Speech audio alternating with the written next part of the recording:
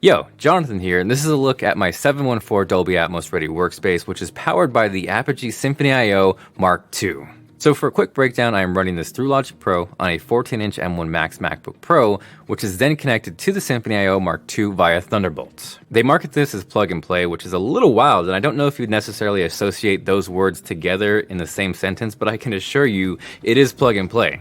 Honestly, getting the speakers into the ceiling, that was the challenging part, whereas the interface, that was easy. For the speakers, I am running 11 powered monitors and a pretty beefy sub from Genelec, and the way that breaks down is outputs 1 through 8 on the Symphony are first fed to the subwoofer. This is going to handle bass management as well as an input for the LFE channel. And then outputs 9 through 12 are sent directly to the height channels, which are running at full range since they're not being crossed over.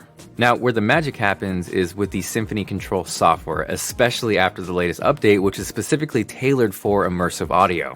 Obviously, I want to be in Atmos mode as much as I possibly can, but there are going to be times when you're working in stereo, and with monitor workflows, it's super simple to swap back and forth literally with a click of a button. What's especially nice is there are icons where you can quickly see which speakers are active and which speakers aren't, and it's that kind of attention to detail that takes the guesswork out of everything. So if it only did that, I would be 100% content, but let's say you have a different pair of reference monitors, something flatter, more vintage, smaller without a sub, or something you just know like the back of your hand. Not only can you go from Atmos to stereo, you can swap speakers altogether.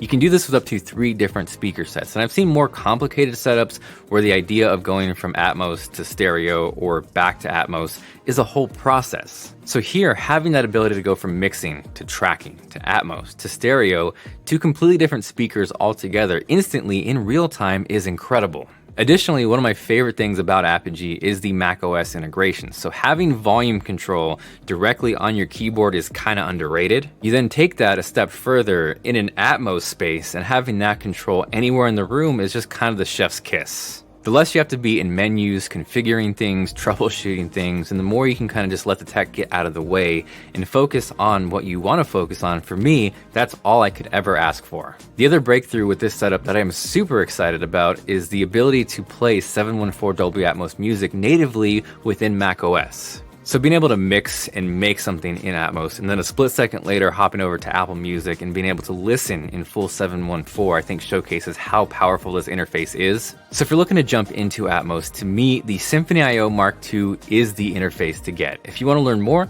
you can check it out at apogeedigital.com, or if you want a deeper dive on this space, you can find me at youtube.com/TLD.